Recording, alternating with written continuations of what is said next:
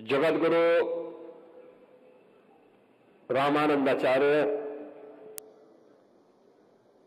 पूज्य स्वामी राम दिनेशाचार्य जी महाराज, जगतगुरु रामानुजाचार्य पूज्य स्वामी राघवाचार्य जी महाराज,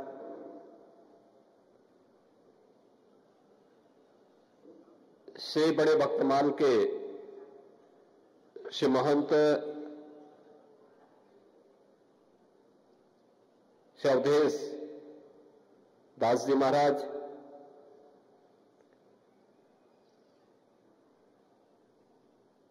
पूर्व सांसद वशिष्ठ भवन अयोध्या के श्री महंत पूज्य डॉक्टर रामविलास वेदांती जी महाराज,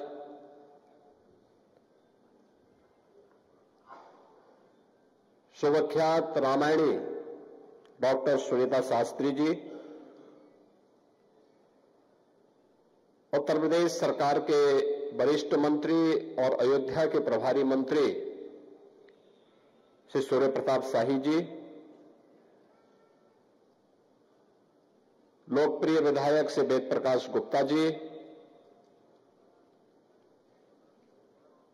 कमलेश सिंह जी, नागा राम लखन दास जी, श्री आशीष मिश्र जी, मंच का संचालन कर रहे डॉक्टर जनार्दन उपाध्याय जी, आज के इस उद्घाटन कार्यक्रम में उपस्थित सभी पूज्य संतजन, श्री राम अनुरागी सभी मेरे उपस्थित बहनों और भाइयों, ये मेरा सौभाग्य है कि 43वें रामायण मेला के शुभारंभ के लिए मुझे आयोजन समिति ने यहां पर आने का अवसर दिया है। आयोजन समिति को हृदय से धन्यवाद देते हुए आप सभी उपस्थित महानुभावों का प्रभु के प्रति अनुराग का भाव रखने वाले, श्रद्धा का भाव रखने वाले आप सभी उपस्थित बहनों और भाइयों का मैं इस अवसर पर हृदय से अभिनंदन करते हुए आयोजन समिति को इस परंपरा को अनवरत बनाए रखने के लिए उनको भी मैं साधुवाद देता हूं। हम सब जानते हैं अयोध्या सनातन धर्म की एक पावन पुरी में से प्रथम पुरी है।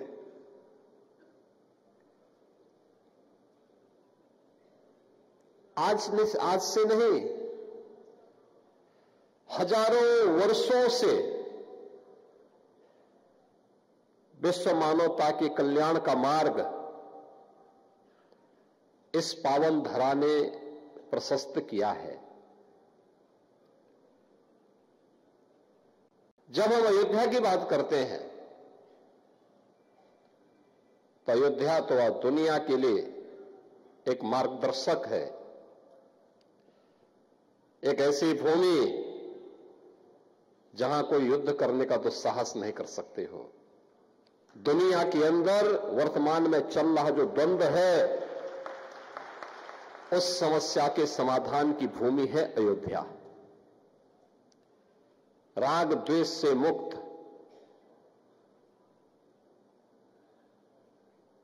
किसी भी प्रकार की अनावश्यक चेष्टा से मुक्त, न केवल व्यक्ति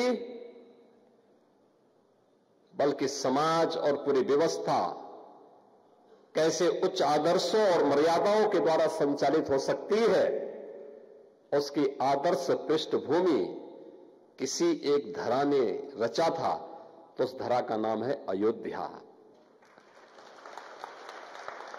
ये हमारा सौभाग्य है कि श्री हरि विष्णु जी के अवतार के रूप में मर्यादा पुरुषोत्तम प्रभु श्री राम ने इसी अयोध्या धाम में महाराज दशरथ के घर में उनके पुत्र के रूप में जन्म लिया। अयोध्या के प्रति उनका क्या भाव है, ये किसी से छुपा हुआ नहीं।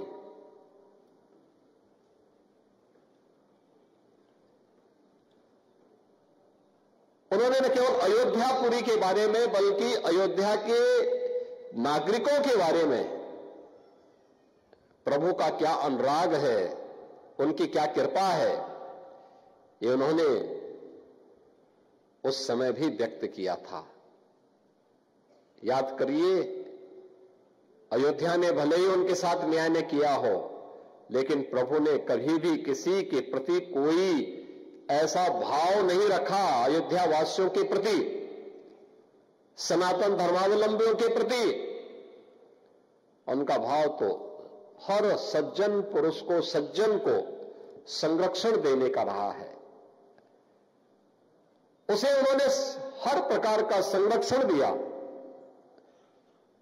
और यही कारण है कि प्रभु की कृपा से आज एक बार फिर से हमारा अयोध्या धाम आध्यात्मिक रूप से, सांस्कृतिक दृष्टि से एक वैश्विक नगरी के रूप में फिर से अपनी एक नई पहचान के साथ आगे बढ़ रहा है। पूरा देश और पूरी दुनिया आज अभिभूत है अयोध्या के अंदर। याद करिए, जब इस वर्ष के प्रारंभ में जनवरी में प्रधानमंत्री श्री नरेंद्र मोदी जी के करकमलों से 500 वर्षों के एक लंबे अंतराल के बाद प्रभु का फिर से राम मंदिर में विराजमान हुआ है, वे फिर से वहां पर प्राण प्रतिष्ठित हुए हैं। आयोजन अयोध्या में था, लेकिन उत्सव पूरे देश के अंदर थे, पूरी दुनिया के अंदर थे। हर सनातन धर्मावलंबी 22 जनवरी 2024 को, हर सनातन धर्मावलंबी गौरव की अनुभूति कर रहा था, प्रफुल्लित था, आनंद की अनुभूति कर रहा था, भाव विभोर था। इस बात के लिए भाव विभोर था कि हमारे पूर्वज जिस कार्य को अपने भौतिक चक्षु से नहीं अनुभव कर पाए, देख पाए, वह हम लोग आज देख रहे हैं, प्रत्यक्ष भी और परोक्ष रूप से भी। दृश्य श्रव्य माध्यमों से उन्होंने उस दृश्य को अपनी आंखों के सामने देखा, सुना और उससे आनंद विभोर होकर के उस कार्यक्रम के साथ जुड़े थे। श्री राम के प्रति हमारा क्या भाव है और भारत का क्या भाव है, इसका एक अनुभव करना हो तो गांव गांव में संत तुलसीदास जी के द्वारा प्रारंभ किए गए रामलीलाओं का आयोजन और रामलीलाओं के आयोजन के माध्यम से उसकी लोकप्रियता इसका एक उदाहरण है। अगर आपको प्रभु राम के प्रति सनातन धर्मावलंबियों के मन में क्या भाव है, इसका अनुभव करना है तो 1990 के दशक के दौरान जब दूरदर्शन ने रामायण सीरियल प्रस्तुत किया था, क्या दृश्य होता था। कौन ऐसा भारतीय था, कौन ऐसा सनातन धर्मावलंबी था और कौन ऐसा भारतीय था जो रामायण सीरियल को देखने के लिए अपना 1 घंटे का समय आरक्षित करके बैठ न जाता हो। तब टेलीविजन इतने नहीं थे, लेकिन लोग दूर दूर तक जाकर के देखने के लिए जाते थे। ये प्रभु राम के प्रति भारत की सनातन श्रद्धा का प्रतीक है और इसीलिए तो हम कहते हैं, बार बार कहते हैं कि भारत की परंपरा तो उस परंपरा को मानती है कि जाके प्रिय न राम वैदेही तजिए ताहे कोटि वैरी सम यद्यपि परम स्नेही। जिसके मन में भगवान राम के प्रति, मां जानकी के प्रति श्रद्धा का भाव नहीं है, उनके प्रति समर्पण का भाव नहीं है, और कितना भी प्रिय क्यों न हो, उसको एक कट्टर दुश्मन की तरह त्याग देना चाहिए, छोड़ देना चाहिए। और इसलिए तो 1990 के दशक में राम भक्तों ने नारा लगाया था। तब वेदांती जी भी बहुत जवान थे, अब तो बुजुर्ग हो चुके हैं, लगभग 100 साल के हो चुके हैं। तो अब तो उनके मुंह से बोला नहीं जाता है, देखा नहीं जाता है, लेकिन पहले उस समय जब जवान थे नारा ये लगाते थे कि जो राम का नहीं हमारे किसी काम का नहीं।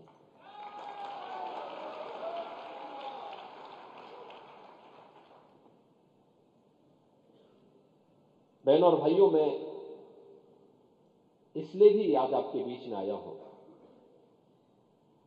रामायण मेला 1982 में प्रारंभ हुआ। इससे पहले डॉक्टर राम मनोहर लोहिया जी ने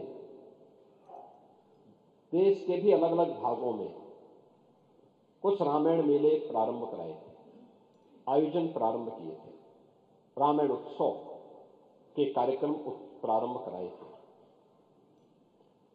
डॉक्टर राम मनोहर लोहिया इसी अयोध्या जनपद की, आज के अम्बेडकर नगर जनपद में उनका जन्म हुआ। बहुत पढ़े लिखे थे, लेकिन मंदिर नहीं जाते थे, प्रवृत्ति से सोशलिस्ट थे, समाजवादी चिंतक थे। उन्होंने कहा था, जब उनसे एक बार पूछा गया कि इतनी विषमता के बावजूद उत्तर से दक्षिण, पूरब से पश्चिम, रंग रूप, भेष भाषा, खान पान, रहन सहन सब कुछ अलग अलग होते हुए भी भारत एक कैसे है? तो डॉक्टर राम मनोहर लोहिया ने उस पत्रकार को बहुत गौर से देखा और कहा, एक ही बात कही। उन्होंने कहा, याद रखना, मैं मंदिर नहीं जाता, लेकिन मेरा यह दृढ़ विश्वास है, जब तक भारत की आस्था भारत के 3 आराध्य देवों के प्रति, श्री राम, श्री कृष्ण और भगवान शिव के प्रति, जब तक इसकी आस्था बनी रहेगी, तब तक भारत का कोई बाल बांका नहीं कर पाएगा।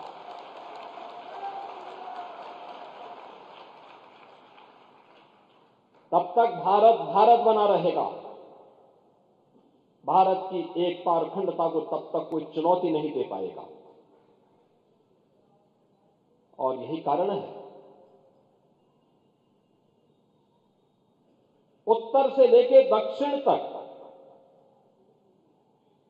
आज जो भारत हम देख रहे हैं, आर्यावर्त को भारत के रूप में बदलने का श्रेय अगर किसी को जाता है, हिमालय और विंध्याचल के बीच के भूभाग को सुदूर दक्षिण तक पहुंचाने का श्रेय अगर किसी को जाता है, अयोध्या के इसी तपस्वी और यशस्वी राजकुमार जो स्वयं श्री हरि विष्णु के अवतार के रूप में इस अयोध्या धाम में जन्मे थे, प्रभु राम को जाता है। प्रभु राम को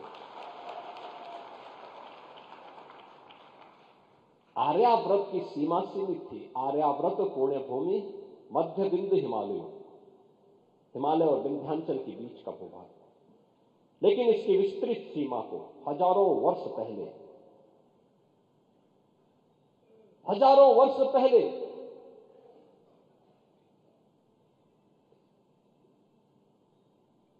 हमारे जिस आराध्य ने इसको एक विस्तार दिया, वे प्रभु राम हैं। पूरब को पश्चिम से जोड़ने का काम भगवान श्री कृष्ण द्वारिका में निवास कर रहे थे। उन्होंने पहले मथुरा को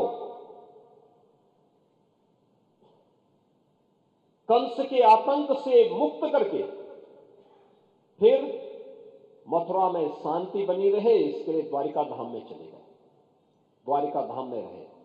लेकिन रुक्मणी को लेके आए वो सुदूर पूर्वोत्तर के राज्य से, पूरब और पश्चिम को जोड़ने का काम प्रभु श्री कृष्ण ने, लीलाधारी श्री कृष्ण ने किया।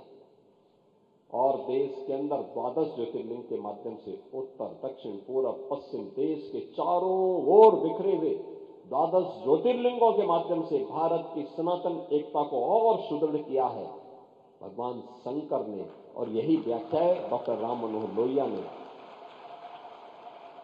भारत के 3 आराध्य देवों के प्रति इस श्रद्धा भाव के साथ व्यक्त करते हुए पत्रकार को जवाब दिया था। वे एक आदर्श मानव थे। डॉक्टर लोहिया राजनीति में आदर्शों के प्रतीक माने जाते हैं। उन्होंने आज के समाजवादियों को भी कहा था, उन्होंने कहा था कि राजनीति में सच्चा समाजवादी वही जो संपत्ति और संतति के मोह से मुक्त रहे। आज के समाजवादी तो परिवारवादी हो गए हैं। अपराधी और गुंडों का संरक्षण पाए बगैर इनकी स्थिति वैसे ही हो जाती है जैसे कोई बिन पानी के मछली तड़पती है, वही स्थिति इन लोगों की हो जाती है। उसके बगैर रह ही नहीं सकते।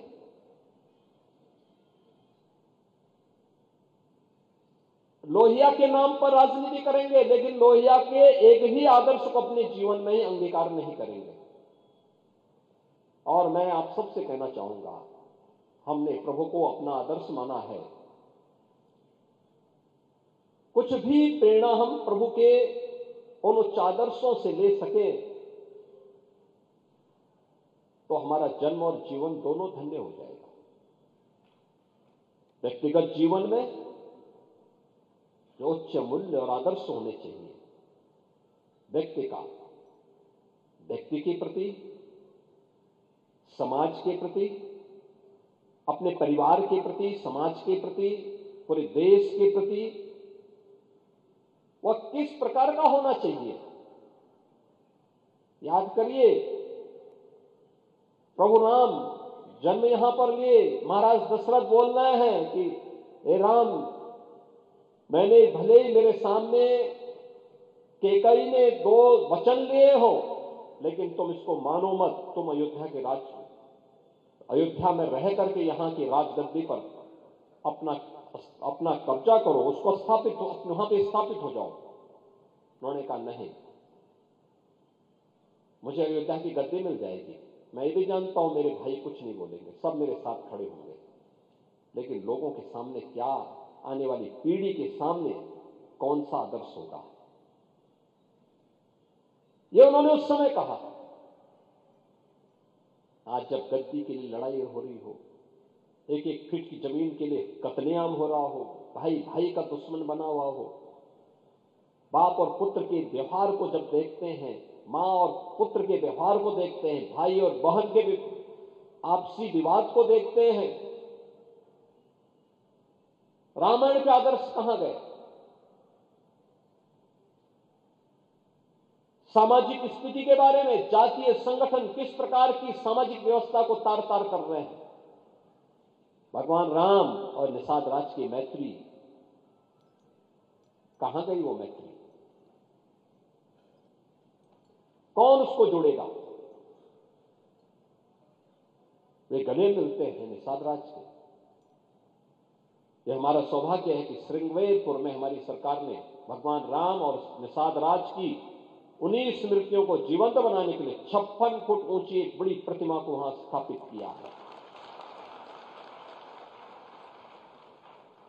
चित्रकूट में उन्होंने वनवास का सर्वाधिक समय व्यतीत किया और चित्रकूट के सामाजिक जीवन को एक नई जीवंतता दी। वहां के कोल, वहां के वनवासी, वहां के गिरवासी वहां के प्रत्येक नर नारी के जीवन में एक नया परिवर्तन लाने का कार्य किया। और जब वहां से अंतिम वर्ष में फिर उन्होंने कहा कि नहीं, अब हमारा वनवास का कालखंड का अंतिम दौर चल रहा है, अब कुछ लीला भी रच ली जाए। और फिर वह दंडकारण्य के लिए प्रवेश करते हुए आगे बढ़ते हैं, देखते हैं ऋषि मुनियों के साथ क्या कुछ हुआ है। ऋषि मुनि केवल ऋषि मुनि नहीं, ये संत केवल बाना पहन करके संत नहीं, भारत की ज्ञान की धरोहर के ये वर्तमान की उस विरासत को आगे बढ़ाने की एक महत्वपूर्ण कड़ी भी है। प्रभु राम ने उस समय इसीलिए कहा था कि निस्सरहीन करो में वो जो उठाए प्रणकीन, उन राक्षसों के लिए जो संकल्प उनका था। अयोध्या के राजकुमार थे, भरत जी तो पूरी सेना के साथ उनको वापस लेने के लिए गए थे। निषाद राज तो उन्हें गले लगा करके कह दिए थे कि आप मेरे राज्य में रहिए, ये राज्य आपका है, मैं आपका सेवक बन करके रहूंगा।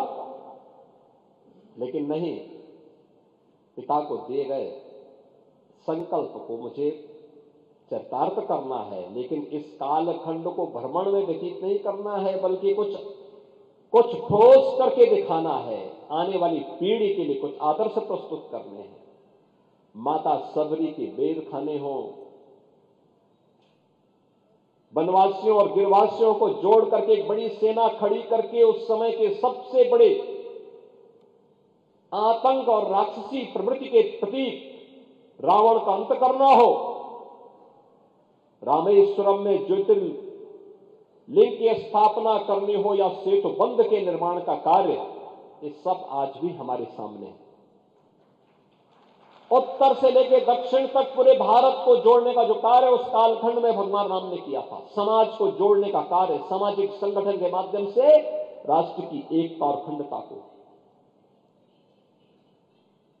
कृष्णकंधा का राज जीतते हैं, लेकिन राज्याभिषेक सुग्रीव का करते हैं। लंका को जीतते हैं, राज्याभिषेक विभीषण का करते हैं। यह है राम का आदर्श। और इसीलिए आज जब हम सब यहां पर आए हैं, भगवान राम ये सब करने में इसलिए सफल रहे क्योंकि उन्होंने जोड़ा था, पूरे समाज को जोड़ा था, सबको जोड़ा था। ये जोड़ने के कार्य को अगर हमने महत्व दिया होता, सामाजिक विदेश को आगे बढ़ाने और समाज को तोड़ने की, समाज के दुश्मनों की रणनीति को सफल नहीं होने देते, ये देश कभी गुलाम नहीं होता। हमारे तीर्थ अपवित्र नहीं होते। चंद मुट्ठी भर आक्रांता आकर के भारत को पद्दलित करने का दुस्साहस नहीं कर पाते। भारत के वीर योद्धाओं ने रौंद डालते, लेकिन हमारी आपसी एकता में बाधा पैदा करने वाले लोग वे सफल रहे। और उन्हीं के जो जीन्स है वे आज भी हैं, जो जाति के नाम पर राजनीति करके सामाजिक ताने बाने को छिन्न भिन्न करने का प्रयास कर रहे हैं।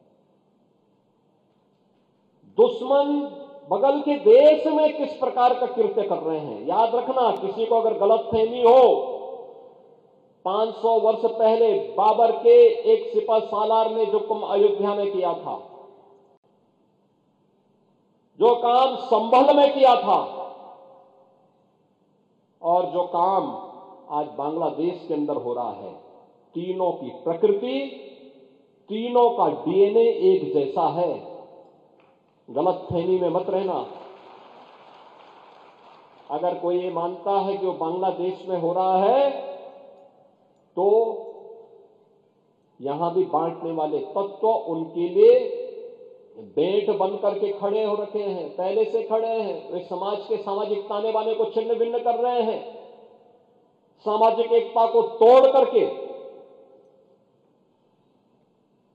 आपको बांट करके फिर काटने का और कटवाने का पूरा इंतजाम भी कर रहे हैं। ये बांटने वाले लोग, बहुत सारे लोग तो ऐसे हैं जिन्होंने दुनिया के तमाम देशों में प्रॉपर्टी खरीद करके रखी हुई है। यहां संकट आएगा वहां भाग जाएंगे, मरने वाले मरते रहेंगे।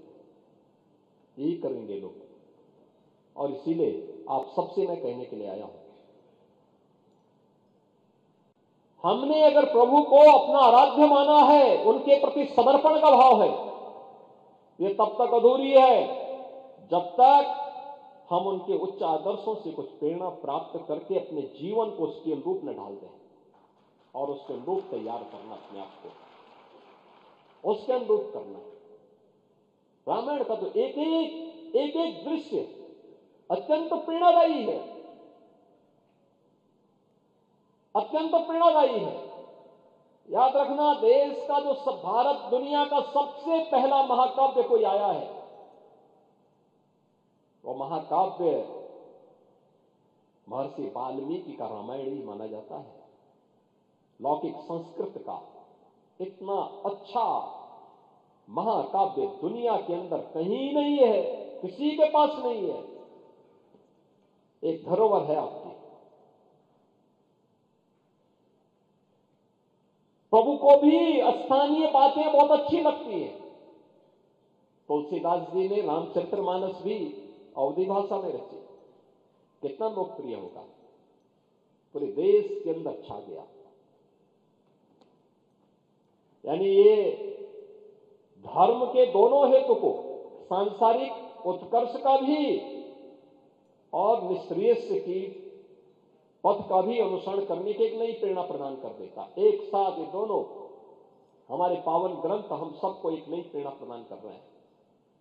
और बहनों और भाइयों, उन्हीं भावों को आगे बढ़ाने के लिए याद करिए, जब प्रधानमंत्री मोदी जी यहां पर आए थे, उन स्मृतियों को हम जीवंत बना सके, उसी के लिए अयोध्या में यह कार्य प्रारंभ हुआ।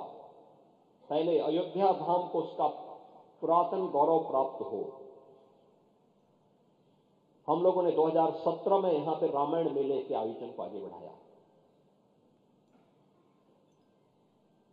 यहां पर 2017 में दीपोत्सव के कार्यक्रम को आगे बढ़ाया।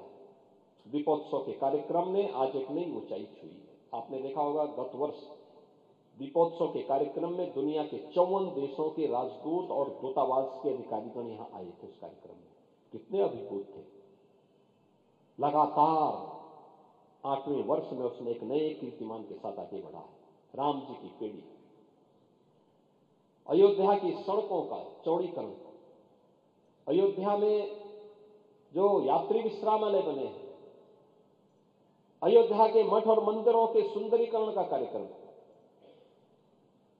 अयोध्या का सड़क मार्ग से, रेल मार्ग से और वायु मार्ग से जुड़ाव। देखो, हजारों वर्ष के बाद अयोध्या में एयरपोर्ट बन पाया और अब तो इंटरनेशनल एयरपोर्ट हो गया। और इसीलिए इनको भी पहचान प्रभु राम के साथ जोड़ करके किया गया। एयरपोर्ट का नामकरण होगा महर्षि वाल्मीकि के नाम पे, उनके नाम पर, उनकी श्रद्धा, उनके प्रति श्रद्धा का भाव व्यक्त करते हुए इंटरनेशनल एयरपोर्ट भगवान वाल्मीकि को समर्पित है। यहां के भोजनालय माता सबरी, जिन्होंने भगवान राम के संकट के समय वन में अपने बेर, जूठे बेर ही उन्हें प्रस्तुत कर दिए। कितने भाव विभोर थे, वो भूल ही जा रही थी कि मैं क्या कर रही हूं। लेकिन भक्त की भावना का प्रभु किस रूप में सम्मान करते हैं। ये भिल्ली सबरी के बेर, और इसलिए यहां के रसोई माता सबरी के नाम पर। पहला आश्रय वन के समय देने का काम निषाद राज ने किया, तो रेन बसेरा जो यात्री विश्रामालय हैं, उनका नामकरण निषाद राज के नाम पे होगा।